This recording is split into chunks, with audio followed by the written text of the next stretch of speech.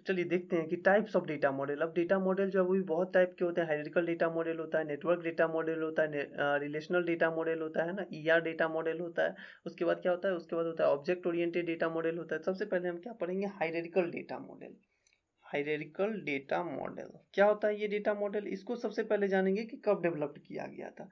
ये सबसे पहला अर्ली डेटा मॉडल है, early data model which is developed in 1960s to manage, ताकि ये मैनेज कर सके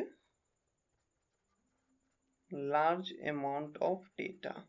लार्ज अमाउंट ऑफ डेटा को मैनेज करने के लिए इसको अर्ली 60 में इसको जो है सो वो बनाया गया था, है ना। इसमें अब डेटा किस प्रकार से स्टोर किया जाता है, इसमें डेटा जो है वो चाइल्ड और पेरेंट के रिलेशनशिप में स्टोर किया जाता है ना। जो सबसे पहला नोड होता है वो क्या होता है, वो होता है रूट नोड, है ना। मतलब इट स्टोर्स, ये क्या करता है, स्टोर्स करता है, it stores data in tree like structure, tree like structure where, जहां द टॉप स्ट्रक्चर, जो टॉप स्ट्रक्चर होता है इज कॉल्ड एज, उसको क्या कहा जाता है, रूट, एंड अदर्स को क्या कहा जाता है, अदर्स कॉल्ड एज चाइल्ड।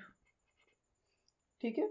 अब जो आपका रूट होता है, जो रूट स्ट्रक्चर होता है वो क्या हो सकता है, उसके बहुत सारे चाइल्ड हो सकते, क्या एक चाइल्ड का बहुत सारा रूट हो सकता है, ये पॉसिबल नहीं है। तो मतलब इसमें जो रिलेशनशिप होता है, रिलेशनशिप कैसा होता है, 1:मैनी का रिलेशनशिप होता है। एक रूट हो सकता है और मैनी चाइल्ड हो सकता है ना। इसकी बहुत सारी लिमिटेशन थी, इसमें सिक्योरिटी का प्रॉब्लम था, इसमें क्या था कि डेटा रिडंडेंसी का प्रॉब्लम था, है ना। तो इन सारे प्रॉब्लम्स को देखते हुए एक नया मॉडल डेवलप किया गया जिसे हम कहते हैं नेटवर्क डेटा मॉडल। तो चलिए उसको नेटवर्क डेटा मॉडल, इसका यूज क्यों किया गया था, it is use to represent complex data relationship more efficiently rather than hierarchical model. It is used to represent complex data relationship more effective than the hierarchical, है ना। क्या करता है ये कॉम्प्लेक्स से कॉम्प्लेक्स डेटा स्ट्रक्चर को जो है वो इजी वे में रिप्रेजेंट करता है, अनलाइक हायरार्किकल डेटा मॉडल, है ना। अब इसका और उसमें डिफरेंस क्या होता है, हायरार्किकल डेटा मॉडल और जो आपका नेटवर्क डेटा मॉडल है उसमें मेन डिफरेंस ये होता है कि हायरार्किकल मॉडल में जो है एक चाइल्ड का जो है वो एक ही पेरेंट हो सकता है ना। एक चाइल्ड का मल्टीपल पेरेंट नहीं हो सकता, जबकि यहाँ पे क्या है, हो सकता है।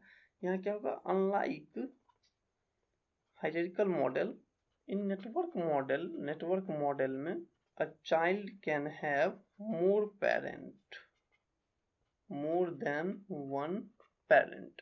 एक चाइल्ड का क्या हो सकता है, एक से ज्यादा पेरेंट हो सकता है। तीसरा आता है relational data model.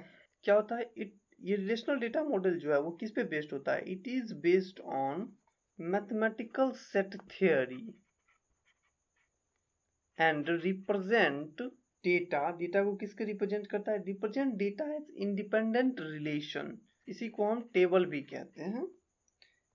And each table is of 2-डायमेंशनल स्ट्रक्चर, जिसको हम कहते हैं रो एंड कॉलम। इसको समझिए, क्या हुआ कि ये एक मैथमेटिकल सेट थ्योरी पे बेस्ड है, जो कि क्या करता है, डेटा को कैसे रिप्रेजेंट करता है, एज अ इंडिपेंडेंट रिलेशन, है ना। अब इंडिपेंडेंट रिलेशन कहने का क्या मतलब हुआ कि पहले वाला जो था उसमें क्या होता था कि जो मेटा डेटा है या डेटा है वो सारा क्या होता है, वो सारा एक ही का पार्ट होता है ना। जब हम किसी एक पे चेंजेस करते थे, यदि मान के चलिए 4 कॉलम है और 4 कॉलम में से हमने एक पे चेंजेस किया, तो क्या होता था कि सारा का सारा डेटाबेस जो है वो चेंज हो जाता था। इसमें क्या होता है कि प्रत्येक टेबल जो है वो इंडिपेंडेंट होता है, लेकिन उस टेबल के बीच में क्या होता है, रिलेशनशिप भी होता है ना। उस टेबल में क्या क्या चीजें पाई जाती है, उस टेबल में आपका रो और कॉलम पाया जाता है। Each row is called as tuple and each column is called as an attribute. Each row is called as tuple and each column is called as attribute. ठीक है। अब इसका जो रिलेशनल डेटा मॉडल है, इसका जो मुख्य एडवांटेज क्या है, जो सबसे मुख्य एडवांटेज है वो ये है कि रिलेशनल डेटा मॉडल जो है वो यूजर को क्या देता है, स्ट्रक्चरल इंडिपेंडेंस देता है। पहला एडवांटेज क्या होता है कि it gives user structural independence, structural independence that is because it is purely logical structure. अब इस बात को समझिए कि ये क्या प्रोवाइड करता है, स्ट्रक्चरल इंडिपेंडेंस। स्ट्रक्चरल इंडिपेंडेंस कहने का मतलब हुआ कि डेटा कैसे स्टोर हो रहा है इससे हमारा कोई कंसर्न नहीं है ना। हमारा मुख्य कंसर्न क्या है कि लॉजिकली डेटा कैसे स्टोर हो रहा है ना, because it is purely logical structure, है ना। चलिए उसके बाद हम क्या देखेंगे कि relational data model uses SQL structured query language to translate user queries into instruction for retrieving the requested data। ये क्या करता है, ये SQL का यूज करता है ना, ट्रांसलेट करने के लिए यूजर को क्वेरीज को एक इंस्ट्रक्शन में, ताकि यूजर जो है वो इजिली क्या कर सके, डेटा को रिट्रीव कर सके, है ना। चलिए आगे बढ़ते हैं। तो इसके बाद अगला हम क्या देखेंगे, हम देखेंगे कि ER मॉडल क्या होता है ना। ER मॉडल के बाद हम देखेंगे कि भैया जो आपका ऑब्जेक्ट ओरिएंटेड मॉडल है ये क्या होता है ना। ER मॉडल में हम पढ़ेंगे कि जो एंटिटी क्या होता है, एंटिटी टाइप क्या होता है, रिलेशनशिप क्या होता है ना, और इस तीनों के बीच में डिफरेंस क्या होता है ना, वीक एंटिटी टाइप क्या होता है, स्ट्रॉन्ग एंटिटी टाइप क्या होता है ना। तो चलिए उम्मीद करते हैं कि आपको ये सेशन पसंद आया होगा। यदि सेशन पसंद आया है तो लाइक करें, दोस्तों के साथ शेयर करें और सब्सक्राइब करना ना भूलें।